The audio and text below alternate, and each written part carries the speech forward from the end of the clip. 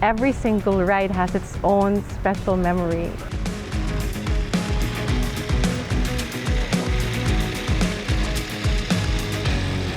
Ang number one sa akin on all adventure bikes ng BM, pure riding comfort. Walang tatalo dyan.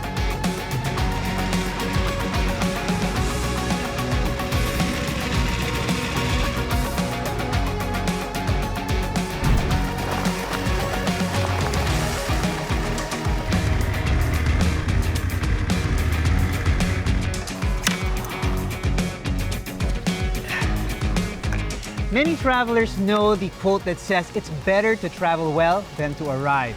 The feeling of the wind howling around you as you ride off into the horizon is something that all of us riders are looking for. And today, we're going to meet two riders who know this feeling so very well. I'm Paolo Abrera, and this is Ride Tribe.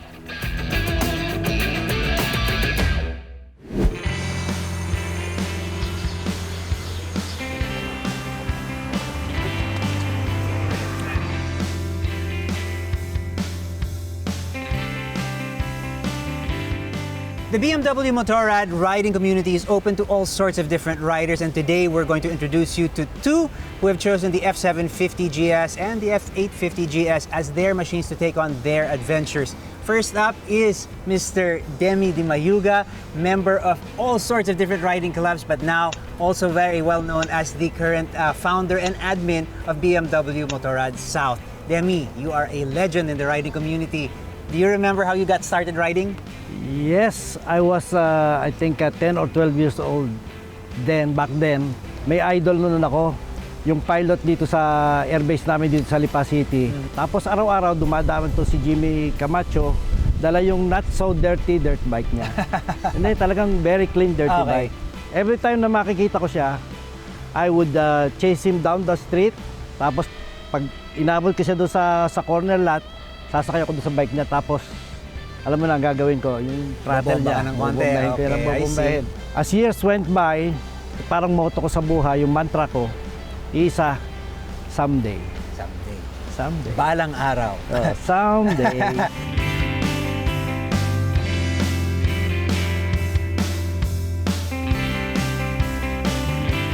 Dumating na yung araw na yon. I mean, you are a fixture in the local riding community. What is it about riding that keeps you riding? I mean, hindi ka ba nagsasawa with the riding? How can you keep each ride different?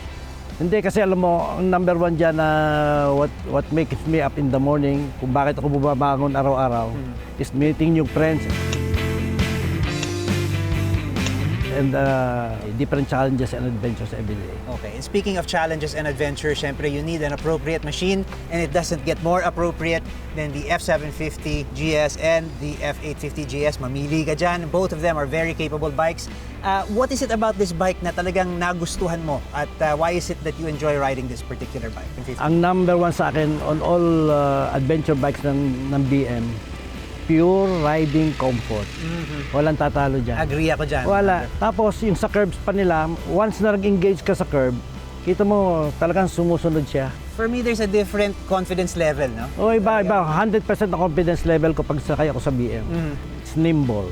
Yes. Tapos yung after sales and service, always nandyan. Hindi ako pinababayaan nila.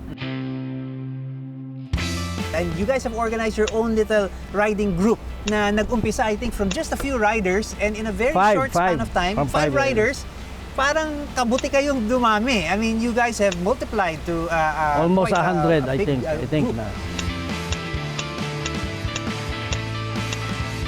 Before, kasi 750 lang kami. Pero, na-realize nila na we share the same engine. Yeah. Yung 900 XR, 900R, pare-pareho tayo. May walang platform. Sinama na rin namin later on ang 850. Kasi nga, sabi ko, nagra-ride tayo most of the time kasama natin ang 850. Okay. Binuo na namin 750, 850. Ito na siya ngayon. What can you say about the people who have formed this group? Ano ba ang character ng grupo nyo? Ano ba ang ginagawa nyo when you guys go out for rides? What's the common factor of this bike that really keeps you guys glued together? Number one is passion. Passion for the brand, passion for the bike, passion for adventure, passion for everything. Tsaka every time na may introduce ako sa grupo, Iba yung warm welcome nila. I think maraming mga taong interesado na sumali sa mga rides. Ano ang advice mo sa mga papasok pa lang into the BMW community and maybe are feeling a little bit like, teka, bagay ba ako dyan? Iwi-welcome ba ako dyan? One thing, don't be afraid. All right, thank you very much, Demi. When we come back, we'll meet another rider who will be sharing her amazing stories on the road. Only here on Ride Tribe.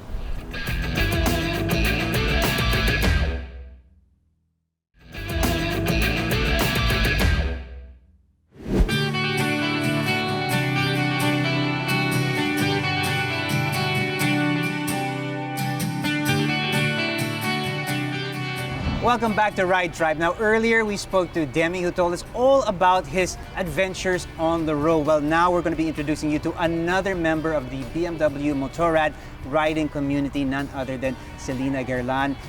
You are a new rider, an idol rider, and a member of the BMW F750, F850 BMW Fun Riders Club. That's a mouthful. Did I get that right? You got that right. Okay, tama yun, tama yun. All right. But I wouldn't really call myself an idol Well, since really? Yeah, because I just started riding Uh-huh. last March 6th and my husband just got this one for me last May 18th. Well, I think that's what makes you an idol. You know, people have looked up to you and said, hey, here's somebody who said she wants to ride.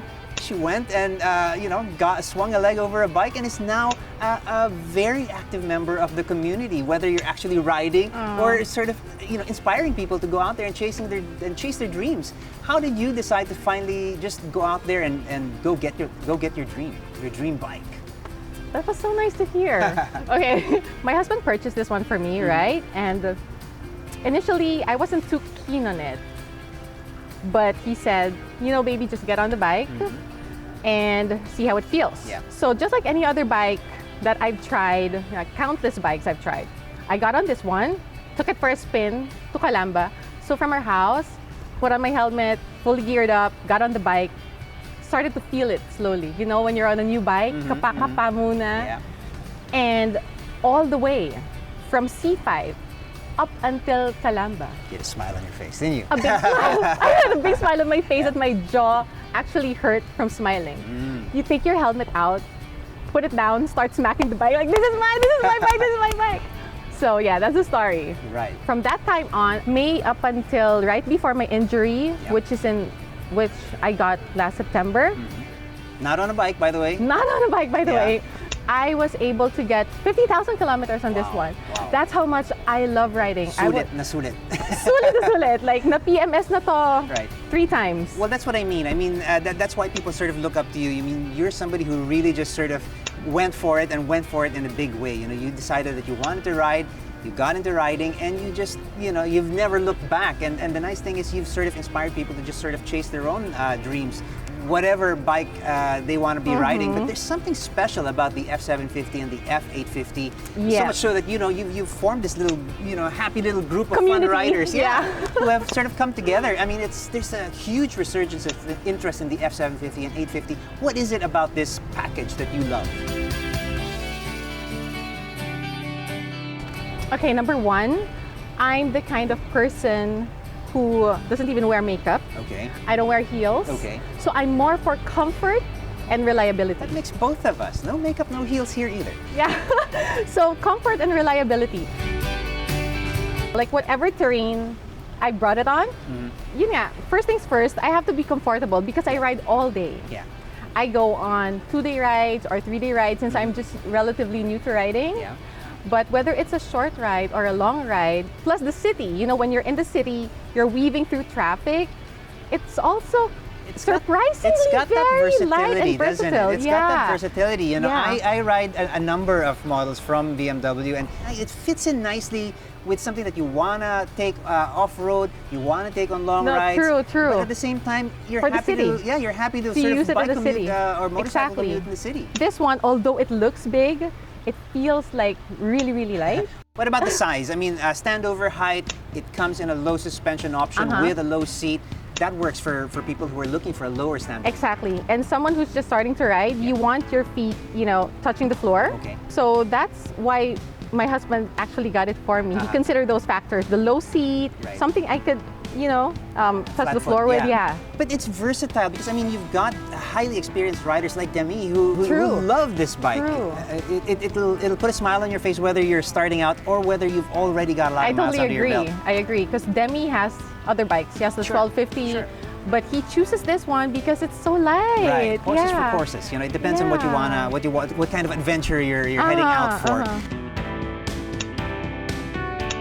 Let's talk about the BMW Motorrad experience. I mean, you already said you tried a number of different bikes, and they all have their own unique Yeah. brand experiences or type of experiences.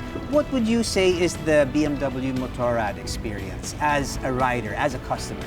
Being in this community, okay, not just the bike, okay, but you know what? Motorrad really takes care of you. It's not just the bike, it's the people. You know, they really take care of you. BMW takes care of their clients. Yeah. And I'm a people person, and I would want, that sort of more of a personalized connection with your clients. They treat you very well. They're very accommodating. So I love that about BMW. Couldn't agree more. I love the Yeah. BMW experience. I love the BMW family. There you go. Yeah. Celina, thank you so much for sharing your ride experience. You're welcome. Please, I'm looking forward to seeing you out on the road. Get well soon. I know. Thank you so much. Thank you.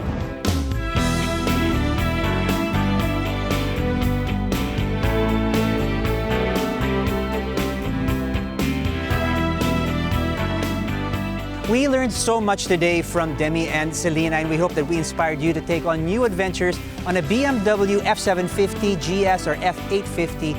Join us again next time as we discover more road stories from some of the most experienced riders right here on Ride Tribe. Ride safe, everyone.